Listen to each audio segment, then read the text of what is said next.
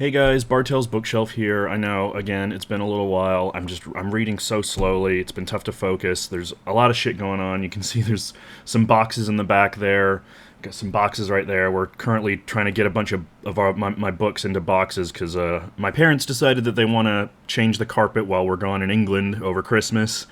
So we got to move everything out of here into boxes and out of this area so that they can pull up the carpet. Whatever. The point is, there's a lot of shit going on. It's been tough for me to concentrate and to get anything done. But anyway, I do have a few things to talk about, so I'll just talk about them quickly. I finished The Children of Green Knowe, which is the first book in the Green Knowe Chronicles by L.M. Boston. I talked a little bit about this in my previous video, but I just started it then. But yeah, this was really, really enjoyable. It's a very sort of pastoral, kind of slightly gothic English children's novel about this boy named Toseland, who goes by Tolly, and he ends up going to stay with his great-grandmother, Mrs. Old Knowe, in this huge mansion, castle thing that's inside of these marshlands, surrounded by like wetlands and stuff like that. It's super atmospheric, and he ends up meeting the titular children of Green Knowe, who turn out to be the ghosts of some previous, some older relatives who used to live there. Yeah, this was really interesting. It was a little different from what I thought it was going to be. I thought it was going to be more about the ghosts, and the ghosts do play a part in it, but it's not necessarily like a traditional ghost story type narrative. It's really more about sort of like memory and the past and stories that we tell each other and sort of nature and things like that. It has this really interesting structure where the main story is kind of broken up by a bunch of little, almost like short stories or fairy tales in between the main book that his great-grandmother tells him that have to do with sort of like the backstories to the three children. Each child gets their own story. And there's a couple other ones involving one of the children. His name's Toby, and he has this horse called Fest. F-E-S-T-E. Fest, I don't know how you pronounce it. Him and the horse are very close, and they get a few stories about him. And it's not really the kind of thing that I can explain very well. It's not really very plot-driven, as you can kind of tell.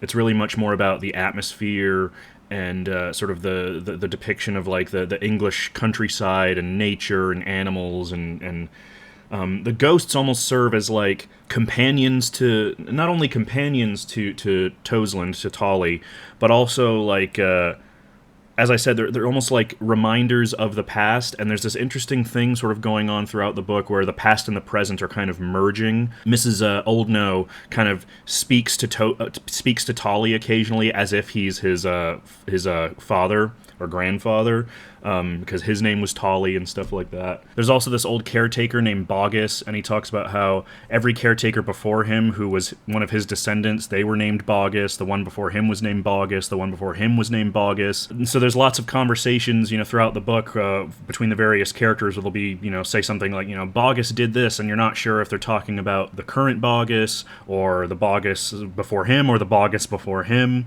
So there's this interesting sort of thing about like the past and the present kind of colliding and merging, and rather than that being a source of fear, it's a source of kind of beauty and companionship and warmth and comfort. One other thing that I really liked in regards to Children of Green Knowe, and this is in all the books, they all have these beautiful pen and ink illustrations by L.M. Boston's son, who I believe is Peter Boston.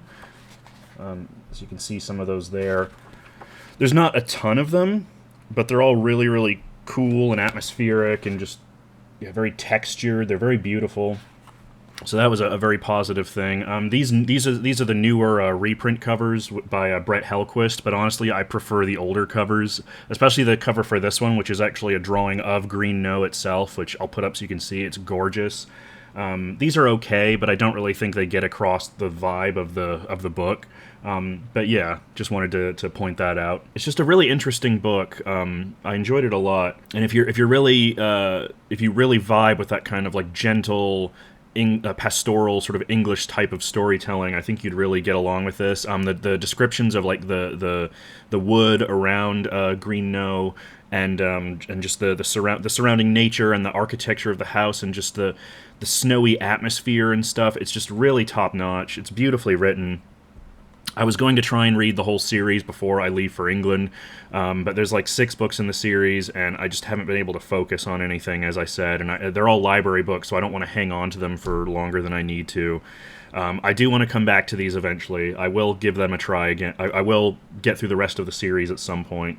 But as I said, right now we're in kind of a transitional period, so it's been tough to really sit down and focus on anything. But I really, really enjoyed this. And they made a mini-series of it. The BBC made a mini-series of it in 1986 that I wanted to try and watch, but all the rips that I can find on like YouTube and stuff are like really crappy quality. There is a DVD of it that came out in 2016, but I'd have to import it. And I don't think we have a region-free player anyway, so I might have to just buy a copy when we visit England over Christmas and watch it there. I don't know, we'll see. But yeah, I really enjoyed this. I highly recommend that if you're into that style of English storytelling, as I said.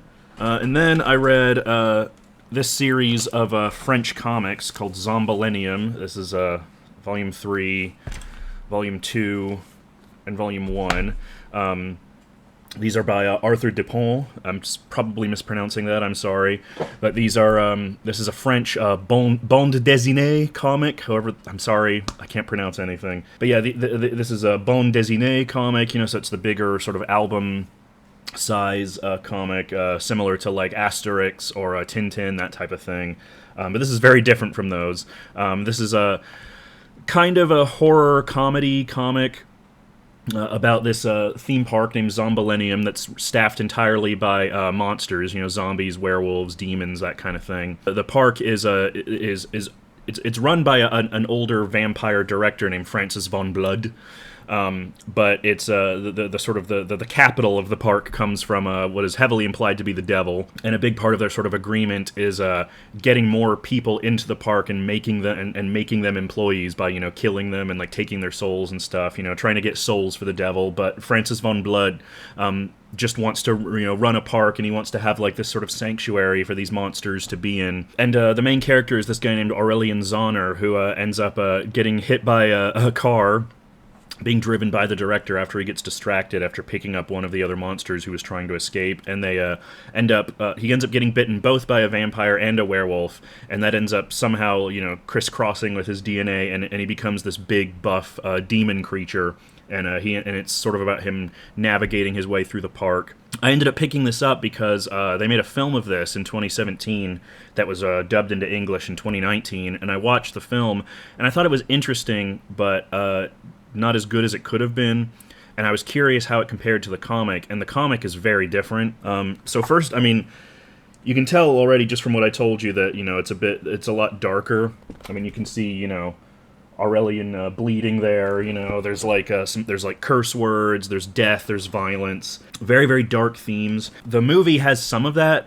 So the interesting thing about the comic is that it has this almost like sort of socialist theming to it, where one of the characters, this guy, I can't remember his name either. I'm terrible with names, but he's sort of like the union leader for the rest of the monster employees, and so there's a lot of stuff about sort of, and because, you know, the devil who owns the park kind of serves as like, you know, the major shareholder of like a corporation kind of deal, you know. There's a lot of commentary about sort of like corporations, you know, being, you know, crushing, you know, employees under their boot heel, workers' rights, that kind of stuff, which it is a little bit in the movie.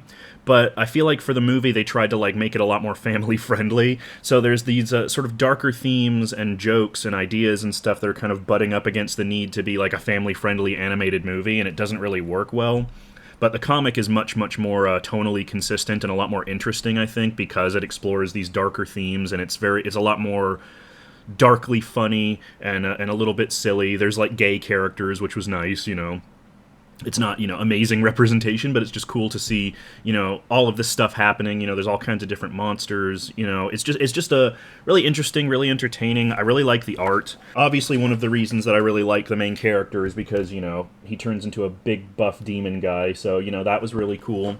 And as I said, there's, you know, werewolves and other creatures of the night that are very attractive. And yeah, it's mostly about sort of living among monsters and sort of the sort of monster rights, I guess you might say. There's sort of lots of commentary, as I said, on sort of a corporate culture and stuff like that. Very little of which is in the movie. In fact, the movie, first of all, the movie invents a daughter character for the main character who's renamed Hector, and he's just like a bureaucratic like safety inspector type guy. Who's like kind of, he's your stereotypical, movie busy business dad type character who, like, he's not there enough for his daughter, but then, becoming this demon character helps him find his true calling or whatever. I don't know. It was really lame. And there's this awful song that they sing towards the end of the movie that's supposed to be like triumphant and about, like be yourself and, you'll never be alone if you have friends and stuff. And it's just really corny, and it doesn't go at all with this very sort of dark, cynical vibe that the comic has and that the movie kind of tries to have. There's also a completely new villain invented for the movie who's like an Edward Cullen type character, and there's this whole thing where he takes over the park to try to make it into like this sexual vampire paradise like Twilight. But the movie came out in 2017. It was dubbed into English in 2019. Twilight was in 2012. Like, this is the trend is long gone, So it just felt really out of touch and just really, it defanged the comic. I felt, which is sad because the comic or the movie was co-directed and co-written by the creator Arthur Dupont. So I don't know what happened there. Maybe there was some like higher up thing where they had to make it more family friendly. Maybe that's just what they felt like they had to do in order to get the thing made in the first place. I mean, I know a lot of studios aren't willing to put up funding for, dark adult animated films, but France does a lot of that sort of stuff, Triplets of Belleville and all that. There's tons of like adult animation or even just like not even necessarily adult animation, but just animation that can be enjoyed by both kids and adults. They don't necessarily have that sort of very American view that animation is strictly for children. So I don't know, but like I said, it was dubbed into English. It was put out by Lionsgate or one of those people. So maybe in order to secure that distribution deal, they had to make it more family friendly. I don't know, but it made me a little sad because the comic was really enjoyable. I don't know if I'd say it was like amazing or anything, but it's these big colorful comics. The art is really nice. It's entertaining. It's fun to read. I only have the first 3 volumes because that's all that was available at the library, but I think there's several. I think they're up to 5 now, maybe more. I don't know how long the comic went for. It might still be going. I don't know. But yeah, I mean, if you can find these and you're in the mood for something kind of like satirical and kind of Halloween-y and like dark and a little bit silly, yeah, I would recommend it. I think it's a lot of fun. If you really want to check the movie out, you can. I mean, it has some decent animation, and it has the same basic premise as the comics, but as I said, it's very neutered, very sanitized, so your mileage may vary, but yeah, I enjoyed it. And unfortunately, that's really all that I've been reading lately. As I said, it's been tough to focus, but there's a few other things that I'm in the middle of that I'll talk about as and when I get to them. I want to try and read more spooky things for Halloween. That's part of the reason I wanted to check these out. But we'll see how things go. As I said, we're very swamped. Not only are we getting ready for all this, packing up all this stuff for getting the rugs removed, we're, preparing for our trip to England and everything. So this whole kind of transitional period from, now to like December, it's going to be very hectic. So I don't know when or how often I'll be able to post, but I'm going to try. And I just thank you all for being there, for watching and commenting and liking and all that stuff. So, so yeah, until then, I hope you guys enjoyed, and I'll see you guys next time. Bye.